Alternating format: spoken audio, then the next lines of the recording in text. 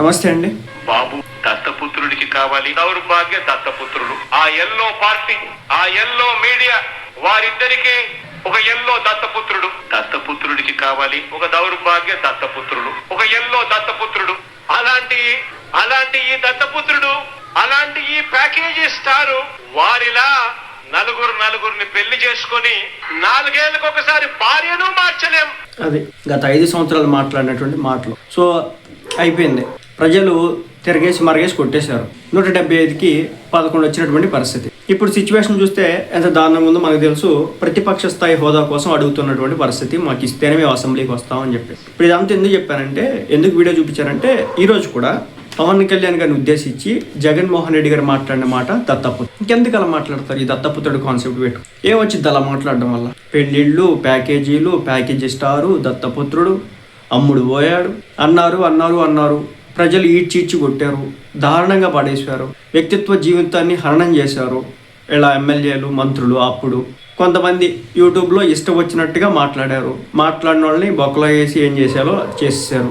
అయినప్పటికీ కూడా జగన్మోహన్ రెడ్డి గారిలో మార్పు రావట్లేదు. ప్రజలు ఇలాంటి భాషను కోరుకుంటున్నారు.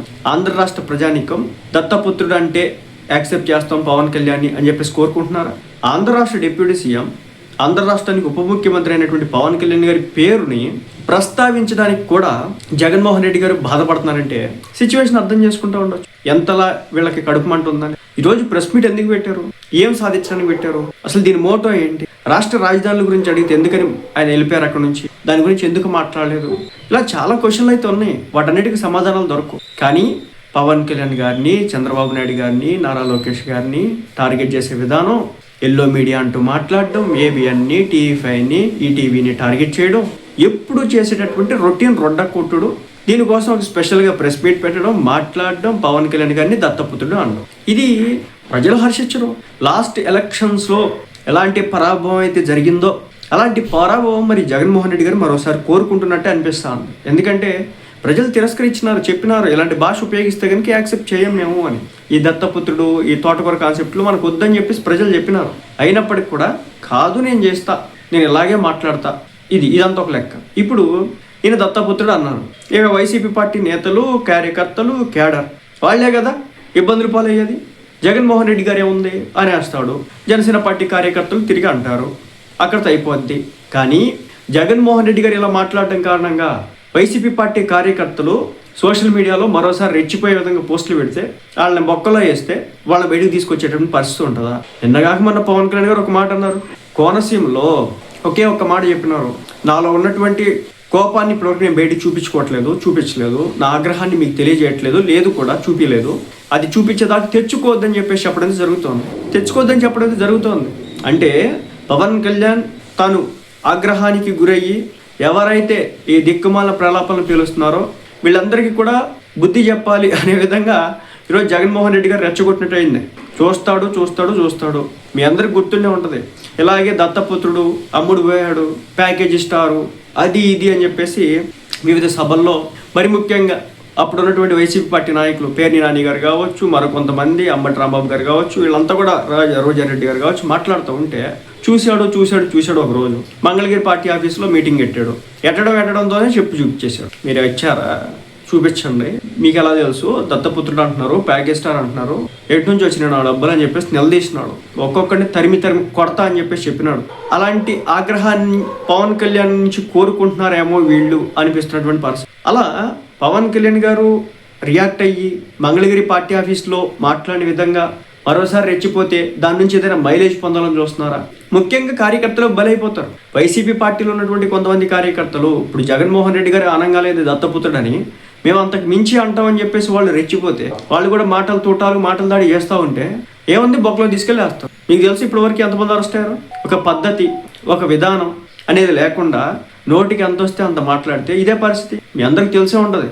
ఒక 2 వారాల క్రితం అనుకుంటా తెలంగాణలో జగన్మోహన్ రెడ్డి గారు అవినీతికి సంబంధించినటువంటి కేసుల నిమిత్తమై కోర్టుకు కూడా హాజరవడం జరిగింది. ఆ వీడియోలు కూడా బయటకు వచ్చినాయి. ఆ స్థాయి వ్యక్తే, ఒక రాష్ట్రానికి ముఖ్యమంత్రిగా చేసి ఇప్పుడు మాజీ ముఖ్యమంత్రి అయినటువంటి వ్యక్తే తప్పించుకోలేకపోయినారు. కానీ జగన్మోహన్ రెడ్డి గారు మాట్లాడినాడు కదా దత్తపుత్రుడు అది ఇది అని చెప్పేసి, ఉత్తమ పుత్రుడు అని. ఈ పుత్రుడు మాటలు మీరు కూడా పట్టుకొని రోడ్డెక్కి సోషల్ మీడియాలో పోస్టులు పెట్టి పవన్ కళ్యాణ్ గారిని టార్గెట్ చేస్తే కనుక తప్పనిసరిగా దాని నుంచి వచ్చేటటువంటి ప్రతిఘటన కూడా మీరు చూడాల్సి ఉంటుంది. కాబట్టి జగన్మోహన్ రెడ్డి గారు ఆయన నాకైతే ఎక్కడ కూడా కనిపించలేదు ఆయనలో మార్పు పెద్దగా. ఎందుకంటే 3 రాజధానుల అంశంపై తన క్లియర్ స్టాండ్ ఏంటో చెప్పట్లేదు. అవి ఏంటని చెప్పేసి అడగ్గా ఆయన అక్కడ నుంచి వెళ్ళిపోతున్నారు. ఇందాకడైతే టాపిక్ డైవర్ట్ అయిపోతుంది, టైం అయిపోయింది కాబట్టి వెళ్ళిపోవాలి అన్నట్లుగా ఆయన మాట్లాడడం జరిగింది. అంటే రాజధానుల విషయంలో కూడా క్లారిటీ లేదు. 5 సంవత్సరాల పాటు పాలించి కూడా రాలేదు, ఆయనకి క్లారిటీ రాలేదు. ఆ తర్వాత చంద్రబాబు నాయుడు గారికి సంబంధించి కూడా నేను మాట్లాడడం అయితే జరిగిందనమాట. ఆయన కేసులు ఏదో కొట్టిచ్చేసుకుంటున్నాడు, అది చేస్తున్నాడు, ఇది చేస్తున్నాడు అని చెప్పేసి. కానీ అయ్యో ఇప్పటి వరకు జగన్మోహన్ రెడ్డి గారిని చంద్రబాబు నాయుడు గారు టార్గెట్ చేయాల. జగన్మోహన్ రెడ్డి గారు టార్గెట్ చేసిన విధంగా చంద్రబాబు నాయుడు గారిని లోపల పెట్టి ఒక 40 రోజులు ఆనందం పొందిన విధంగా మరి చంద్రబాబు నాయుడు గారు ఇప్పటివరకు ఏం ప్లాన్ అయితే నాకు చేసినట్టు కనిపించట్లేదు. జగన్మోహన్ రెడ్డి గారు చుట్టూ ఉన్నటువంటి వ్యక్తుల్ని పట్టుకొని లోన్ వేసి ఏదో జరుగుతుంది. కానీ చెవిరెడ్డి భాస్కర్ రెడ్డి గారు కూడా ఇప్పటికే లోన్ ఉన్నట్టున్నారు. దాదాపు కొన్ని నెలలు అయిపోయింది ఆయన నుండి ఇప్పుడు. సో మరి ఇది జగన్మోహన్ రెడ్డి గారి దాకా వెళ్తుందా అనేది చూస్తూ ఉన్నారు. ఆల్రెడీ 2 సంవత్సరాలు అయితే అయిపోయింది. పవన్ కళ్యాణ్ గారి మీద వ్యక్తిత్వ హననం, వ్యక్తిత్వ దాడి, మాటల దాడి, చంద్రబాబు నాయుడు గారి మీద మాటల దాడి, నారా లోకేష్ గారి మీద మాటల దాడి. మరి ఇలాంటి క్రమంలో వాళ్ళు ఆ స్థాయిలో రియాక్ట్ అవ్వరా, అవుతారా అనేది చూడాల్సి ఉంది.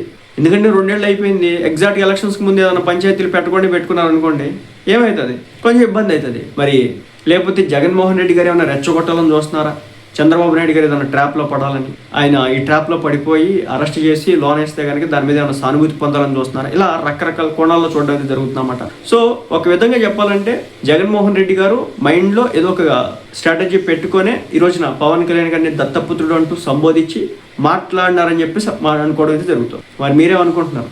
జగన్మోహన్ రెడ్డి గారు మాట్లాడినటువంటి మాటల ఇంటెన్షన్ వెనుక ఉన్నటువంటి కారణం ఏంటి? కేవలం పవన్ కళ్యాణ్ గారిని రెచ్చగొట్టాలని చూస్తున్నారు. చంద్రబాబు నాయుడు గారు, నారా లోకేష్ గారిని డైరెక్ట్గా అటాక్ చేయకుండా ఏదో కొన్ని అంశాలను తీసుకొచ్చినప్పటికీ బట్ పవన్ కళ్యాణ్ గారిని దత్తపుత్రుడు అంటూ సంబోధించడం వెనుక ఉన్నటువంటి కారణం ఏంటి? రెచ్చగొట్టి దాని మీద ఏమన్నా రాజకీయం చేయాలని చూస్తున్నారు. పక్కాగా కామెంట్ చేయండి.